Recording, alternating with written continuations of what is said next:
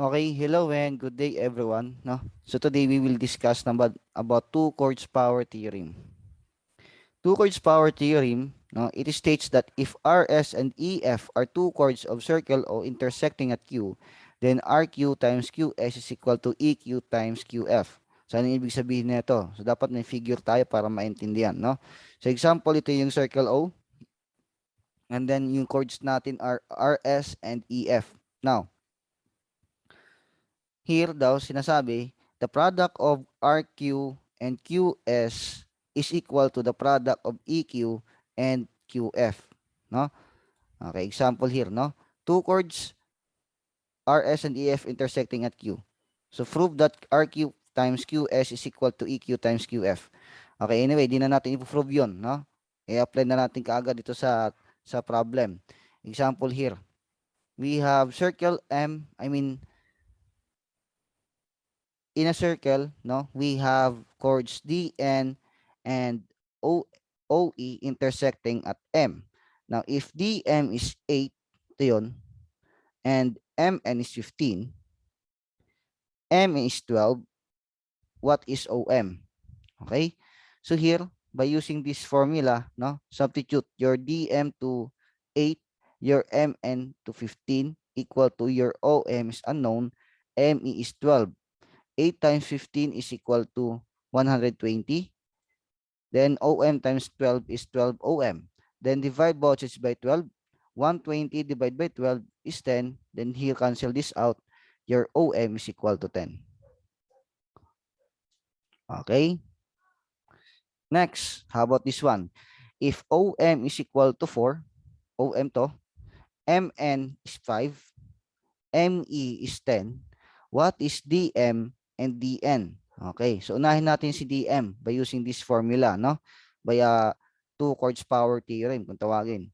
Substitute your DM, I mean yung DM natin is unknown pa, yung MN to 5, yung OM natin to 4, yung ME naman natin to 10. So DM times 5 is 5DM, 4 times 10 is 40, divide both by 5, cancel this out, we have DM is equal to 40 divided by 5 is equal to 8. So nakuha na natin si DM as 8. Ilan naman si DN? Okay, si DN is composed of DM and MN. So DM plus MN is equal to DN. Now substitute your DM to 8, your MN to 5. 8 plus 5 is equal to 13. That is your DN.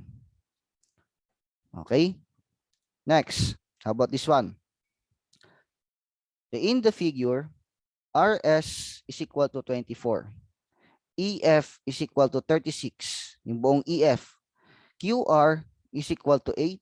Find QS, EQ, and QF. Okay? Now, isa-isahin natin, no?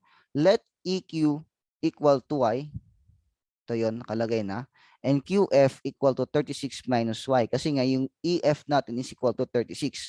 Kung si EQ, Y na siya, si QF, 36 minus Y. Then we have here, no, by using this formula, substitute, no? Okay. So your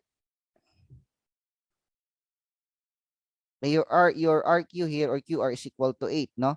Then your QS, what is your QS? Unknown pa, no? So hindi natin mahanap. Okay. So mag-ano tayo, solve muna natin yung QS. QS is equal to RS minus QR, no? Since your RS is 24, and then yung RQ natin is 8 here, no? QR or RQ parehas lang. 24 minus 8 is equal to 16. So your QS here is 16. We have RQ is 18 times 16 equal to your EQ. Ilan si EQ? Si EQ is Y times yung QF natin is 3x minus 36 minus Y.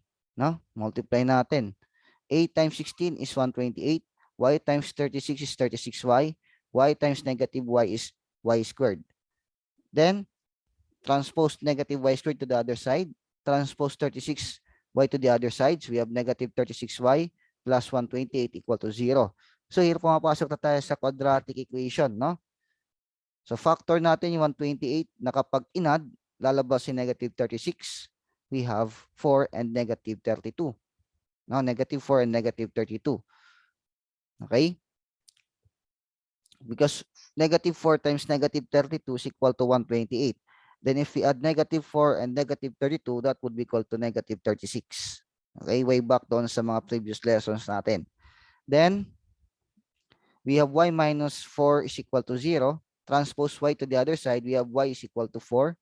And then, y minus 32 equal to 0. Transpose negative 32 to the other side, we have y equal to 32. Now, ano yung pwede maging value ng y natin dito? Siyempre, yung mas maliit. No? Yung EQ natin here is equal to 4, while yung QF is equal to 32. Okay? So, nakuha na lahat, no? EQ and QF. Now, let us have an exercise. Now, by applying the two chords power theorem, solve the following. By giving the figure, if AE is 8, ED is 6, and CE is 7, what is EV? Okay, find EB. Again, AE times ED is equal to CE times EB. Your AE here is 8, yung ED natin 6, yung CE natin 7, then yung EB natin is unknown. 8 times 6 is equal to 48. Then divide both sides by 7. 48 divided by 7, that would be equal to 6.9, you know, for your EB. Okay? Next.